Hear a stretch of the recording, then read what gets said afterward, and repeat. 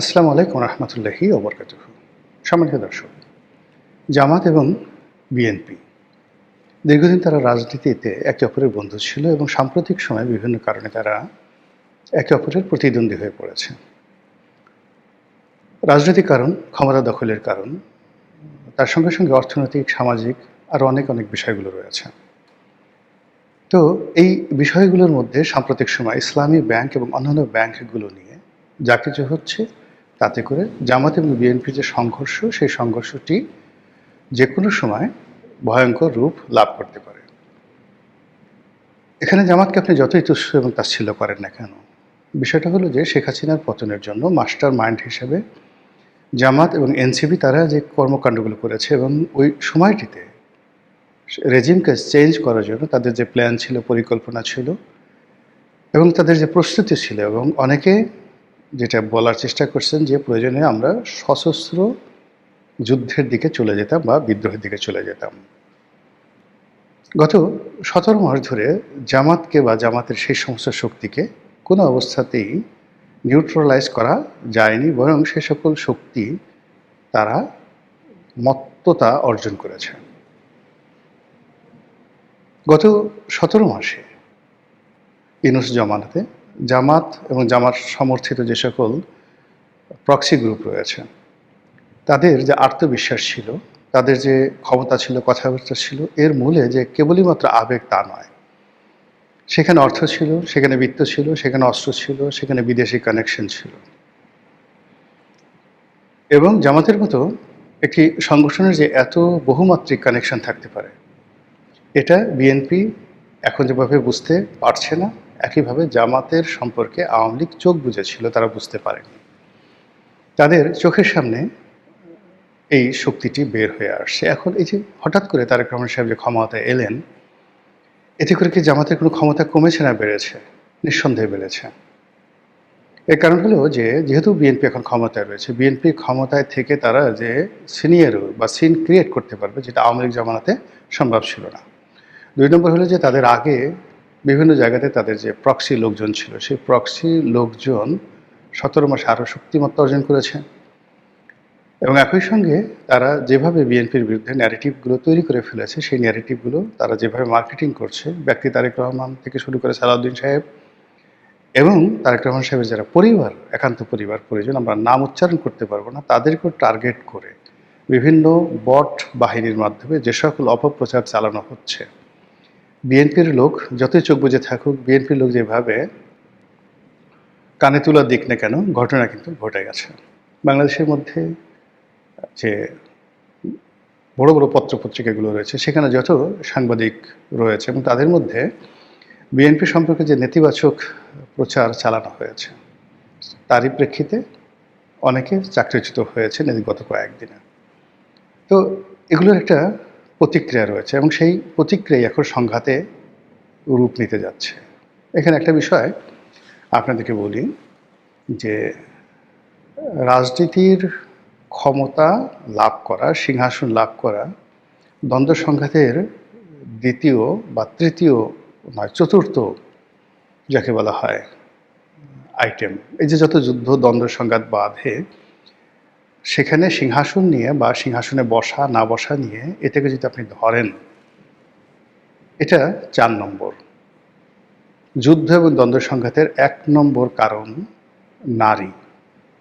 এই পৃথিবীতে নারী নিয়ে যত যুদ্ধ হয়েছে, সেটা নারীর ক্ষমতায়ন বলেন, নারীর ক্ষমতাহীনতা বলেন, নারীর কান্না বলেন, নারীর অশ্রু বলেন, নারীর অপমান বলেন, কিংবা নারীর প্রেম বলেন, কিংবা নারীর বিশ্বাসঘাতকতা বলেন, নারীকে নিয়ে পৃথিবীতে সবচেয়ে বেশি যুদ্ধ হয়েছে। দ্বিতীয় যে যুদ্ধটা হয়েছে নারীর পরে, সেটা হলো অর্থ নিয়ে। টাকার লোভে মানুষ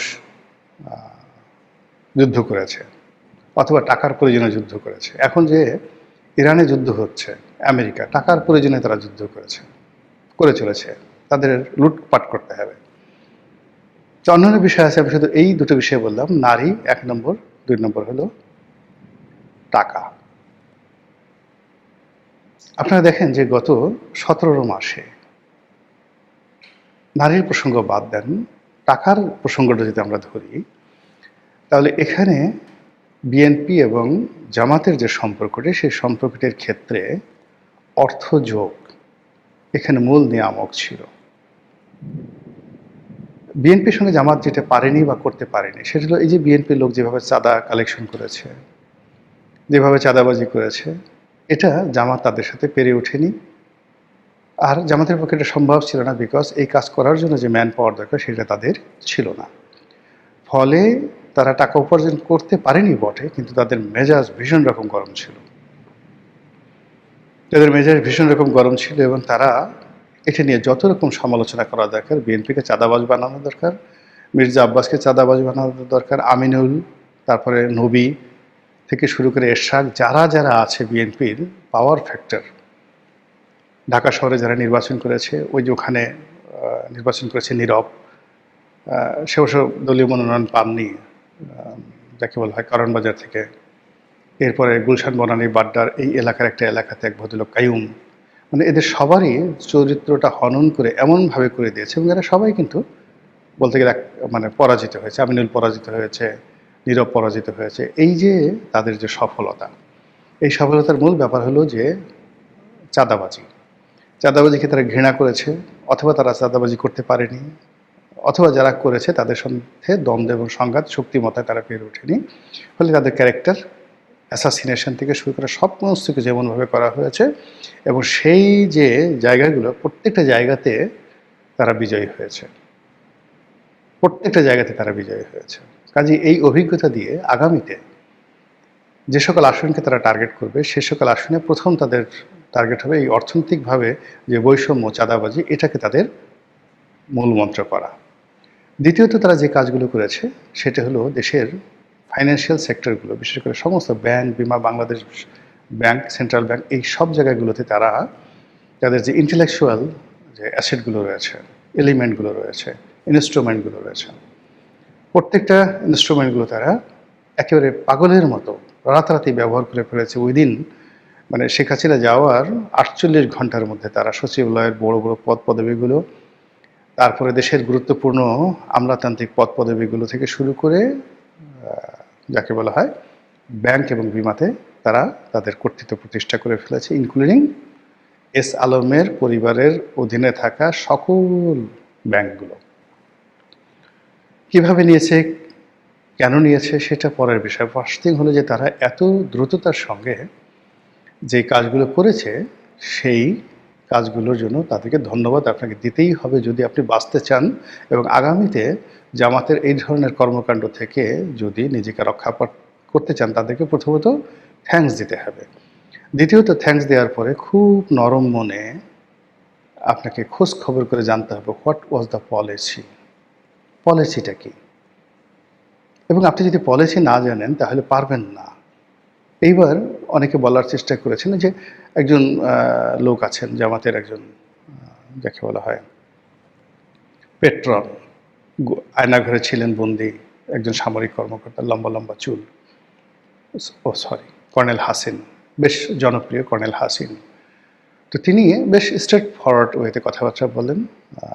তো তিনি বললেন যে এইবার যে ইলেকশন ইঞ্জিনিয়ারিং হয়েছে, সেই ইঞ্জিনিয়ারিংয়ে তারা কীভাবে ইঞ্জিনিয়ারিং করবে, এই জন্য শেখ হাসিনার জমানাতে যারা এক্সপার্ট ছিলেন, যারা দিল্লিতে পালিয়েছিলেন, তাদেরকে গোপনে আনা হয়েছে এবং তাদের মাধ্যমে এই কাজগুলো করা হয়েছে।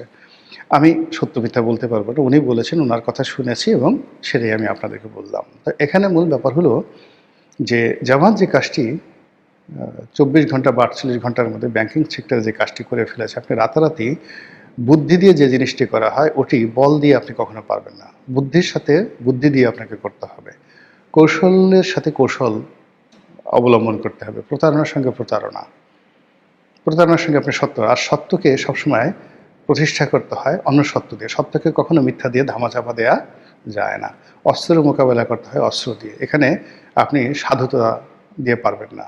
আর ক্রিটিক্যাল যে সমস্যাগুলো রয়েছে সেখানে আপনার দক্ষতা লাগবে। যেমন গোকরা সাপ আপনার সামনে পড়েছে, ফনা তুলেছে, গোকরা সাপকে নিয়ন্ত্রণ করার জন্য আপনার দক্ষতা লাগবে, অভিজ্ঞতা লাগবে, তাহলে আপনি বাঁচবেন। আদারওয়াইজ আপনি ওই সাপের ফুসফাস দেখলেই আপনি মরে যাবেন, সঙ্গে সঙ্গে আপনি মরে যাবেন, হার্ট অ্যাটাক করে আপনি মরে যাবেন। এখন এই যে কথাগুলো বললাম এই কারণে যে সরকার 1 মাস হলো ক্ষমতায় আসছে, এসেই ইসলামী ব্যাংকগুলো যারা দখল করেছে তাদেরকে সেখান থেকে বহিষ্কার করার জন্য তারা প্রাণান্ত চেষ্টা করছে। জামাত যেটা বলার চেষ্টা করছে যে সরকারের মধ্যে এসআলমের এজেন্টগুলো লুকিয়ে আছে, সঙ্গত কারণে কে এসআলমের এজেন্ট, কে এসআলমের লোক, এটা আপনার মুখস্থ বলে দিতে পারবেন। জামাত সেই ন্যারেটিভ কিন্তু ইতিমধ্যে তৈরি করে ফেলেছে। তো এসআলমের লোক জামাতের মধ্যে আছে, এসআলমের লোক আওয়ামী লীগের মধ্যে আছে, এসআলমের লোক বিএনপির মধ্যে আছে। কিন্তু জামাত সুকৌশলে এস আলমের যে যত কিছু আছে সব কিছু বিএনপির কাঁধে চাপিয়ে দিয়েছে। অথচ এস আলমের যে রাজনৈতিক উত্থান এই ইসলামী ব্যাংকের মাধ্যমে। এস আলমের যে কজন পেট্রন ছিলেন তাদের মধ্যে অন্যতম ছিলেন বা প্রধানতম ছিলেন জামাতের নেতা, প্রয়াত নেতা, যাকে ফাঁসি দিয়ে হত্যা করা হয়েছে, মীর কাসেম আলী। চট্টগ্রামের মানুষ, তার সঙ্গে মূলত এস আলমের সম্পর্ক, এবং সেখান থেকে তিনি ইসলামী ব্যাংকের সাথে সম্পৃক্ত হন এবং ফুলে ফেপে আজকের অবস্থা হয়ে যান। কাজেই জামাতের সঙ্গে এস আলমের সম্পর্ক নেই এই কথা যে বলবে বোকার হদ্দ। আবার অন্যদিকে বিএনপি যে সকল নেতাদের সঙ্গে যে এস আলমের সম্পর্ক, এটা মিথ্যা নয়। তবে এখানে নির্বুদ্ধিতা এমন একটা পর্যায়ে, আমাদের যে গ্রামে একটা বিড়াল ছিল, সেই অবস্থা অনেকগুলো বিড়াল ছিল, তো সব বিড়ালগুলো চুরি করতো, কিন্তু ওই বিড়ালটা সে কখনো চুরি করতে পারতো না। একটা মাছ চুরি করতে গেলেই যাওয়ার আগে একটা ম্যাও করে ডাক দিত, বা ধরুন শিকার উপরে দুধ আছে বা অন্য তরি তরকার আছে, সেটাকে সে খাবে, তার আগে সে সেখানে করলো কি জোরে 3-4টা লাফ দিয়ে সেই পাতিলটা সম্পূর্ণ উল্টে ফেলে দিল। ওই বিড়ালটা রোজ মার খেত। আমার কেন জানি মায়া লাগতো যে এই বেচারা কোনোদিন দুধ খেতে পারলো না, কোনোদিন সেই মাছের কাছে যেতে পারলো না, তার আগে মার ঠার খেয়ে দাঁত ভেঙে ফেলতেছে, পিটাই ফেলতেছে। তারা কয়েকবার বাড়ি থেকে তাড়িয়ে দেওয়া হয়েছিল, কিন্তু বিড়াল আবার সেই অনেক 6 মাইল 7 মাইল দূর থেকে কী করে যেন ফিরে আসে। অদ্ভুত একটা ঘটনা। তো যাই হোক, তো এরকম বিএনপির মধ্যে এসআলমের যে সমস্ত লোকজন আছে, আমার কেন যেন তাদেরকে ওই বোকা বিড়ালের মতো মনে হয়। তাদের মুখের দিকে তাকালেই মনে হয় এ Persian cat, stupid Persian cat. অনেক লোক গোপনে গোপনে এসআলমের টাকা খেয়ে কি নুরানি তাদের চেহারা স্রোত হয়ে গেল, কেউ টেরই পেল না যে এসআলমের টাকা খাচ্ছে। আর সেই পার্সিয়ান ক্যাট, পার্সিয়ান বিড়াল, তাদের দিকে তাকালেই মনে হয় এসআলমের টাকা তাদের পকেটে গিজ গিজ গিজ গিজ গিজ গিজ করছে। বোঝার চেষ্টা করুন কি নির্বুদ্ধিতা। এই নির্বুদ্ধিতা দিয়ে তো আপনি পারবেন না। যে আমাদের লোকজন যে ইসলামী ব্যাংক বা প্রতিষ্ঠানগুলো দখল করে এসআলমের 14 গোষ্ঠী সেখান থেকে তারা বের করে দিয়েছে, কর্মকর্তাদেরকে বের করে দিয়েছে, সেখানে তাদের নিজেদের লোক ঢুকিয়েছে, পরিচালনা পর্ষদ থেকে শুরু করে সব কিছু পুনর্গঠন করেছে। যেহেতু এই ব্যাংকটি তারা প্রায় 30 বছর নিরবচ্ছিন্নভাবে এই ব্যাংকগুলো তারা চালিয়ে আসছে, এবং ইসলামী ব্যাংক, ইসলামিক ধারা, ইসলামিক যে ধারায় এই যে সুদ কালেকশন করা হচ্ছে, এই পুরোটাই তাদের আবিষ্কার। ফলে আপনি তো জন্মদাতা বাবার সঙ্গে পাঙ্গা নিতে পারেন না। ব্যাংকের, ইসলামী ব্যাংক যদি করতে হয়, ইসলামী, এইটা জামাতের একটা ব্র্যান্ড চাইল্ড। কাজেই তাদের সঙ্গে আপনি পাঙ্গা নিতে হলে আপনাকে ওর চেয়ে অনেক বেশি বেশি দক্ষতা অর্জন করতে হবে। এছাড়াও অনেকগুলো ইসলামী ব্যাংক করার চেষ্টা করেছেন, ব্যাংকের মাধ্যমে ইসলাম শব্দটি যুক্ত করে মানুষের সেই যাকে বলা হয় আবেগকে ভরসা করে পুঁজি করে তিনিও ব্যবসা করার চেষ্টা করেছেন অনেকে, কিন্তু কেউ সফল হননি। কোনো ইসলামী ব্যাংক, এমনকি স্ট্যান্ডার্ড চার্টার্ড রিলায়েন্স ব্যাংক, তাদের একটা ইসলামী ব্যাংকিং ডিভিশন আছে, সফল হতে পারেননি। কিন্তু ইসলামী ব্যাংক কেন হলো? এর কারণ হলো তারা ফাউন্ডার, তারা জানে যে এটা কিভাবে করতে হয়। মুখস্থ শরিয়া ভিত্তিক নাম দিয়ে, মুদ্রা বা বিভিন্ন নামঠাম দিয়ে তারা যে ব্যাংকিং ব্যবস্থা চালু করেছে, এটা পৃথিবীর জন্য একটা রোল মডেল। তো সেই রোল মডেলে জোর জবরদস্তি করে আলম বা আওয়ামী লীগ জমানাতে যা কিছু করা হয়েছে, তারা দাঁতে দাঁত চেপে পুরো আওয়ামী লীগের জমানাটাতে সহ্য করেছে। আর এখন আবার সেটা তারা পুনর্দখল করার জন্য, এখানে আমি বলছি পুনর্দখল করার জন্য যারা আওয়ামী লীগের দেশ থেকে তাড়িয়েছে। বোঝার চেষ্টা করুন যে এখানে কিন্তু আওয়ামী লীগ তাদের উপর জুলুম নির্যাতন করেছে, তাদের বড় বড় নেতাদের ধরে ফাঁসি দিয়েছে। এই বেদনা যতটা না, তার চেয়ে তাদের বেদনা আওয়ামী লীগের লোকজন ইসলামী ব্যাংক দখল করেছে, আওয়ামী লীগের লোক ইসলামী ব্যাংক হাসপাতাল দখল করেছে, আওয়ামী লীগের লোক জামাতের যত ফাইন্যান্সিয়াল ইনস্টিটিউশন রয়েছে, ব্যবসা প্রতিষ্ঠান রয়েছে, সব জায়গাতে গত 15 বছরে তারা তছনছ করেছে। সেই অর্থনৈতিক ক্ষোভ থেকে তারা আওয়ামী লীগের বিরুদ্ধে অস্ত্র হাতে তুলে নেওয়ার জন্য প্রস্তুতি তারা নিয়েছিল। এবং সেই প্রস্তুতিটি এই যে ছাত্র আন্দোলন, তারপর কোটা বিরোধী আন্দোলন, বৈষম্য বিরোধী আন্দোলন, ইনকিলাব মঞ্চ, এরকম বহু সংগঠনের মাধ্যমে তারা যে প্রক্সি দিয়েছে সেই শক্তিটা কিন্তু তাদের নিঃশেষ হয়নি। কাজে হঠাৎ করে একজন গভর্নর নিয়োগ করে রাষ্ট্র ক্ষমতায় বসে ইসলামী ব্যাংক থেকে জামাতের যারা লোকজন আছে তাদেরকে তাড়িয়ে দেওয়ার যে মানে যাকে বলা হয় চিন্তা চেতনা বা যাকে বলা হয় যে চেষ্টা, এই চেষ্টার পিছনে বিএনপির প্রস্তুতি থাকতে হবে। আর প্রস্তুতি যদি না থাকে তাহলে সংঘাত অনিবার্য। এবং সেই সংঘাত আমি তো আগেই বললাম যে পৃথিবীতে যত যুদ্ধ হয়েছে, নারীর পরেই সবচেয়ে বেশি যুদ্ধ হয়েছে অর্থনৈতিক কারণে। কাজেই জামাতের পেটে হাত পড়লে, জামাতের বায়তুল মালে হাত পড়লে জামাত কোনো অবস্থায় বসে থাকবে না। কথা শুনে বুঝেছেন যে আমি শুধুমাত্র ফ্যাক্টগুলো বলেছি, জামাতের বিরুদ্ধে একটা কথা বলিনি আর বিএনপির বিরুদ্ধে একটা কথা বলিনি। এখানে ফাইট করবে দুই পক্ষ, আমরা যারা দর্শক আমরা এখান থেকে ধারা বিবরণী দেব। মহান আল্লাহ আমাদের সবাইকে হেদায়েত দান করুন এবং হেফাজত করুন। আসসালামু আলাইকুম ওয়া রাহমাতুল্লাহি ওয়া বারাকাতুহু।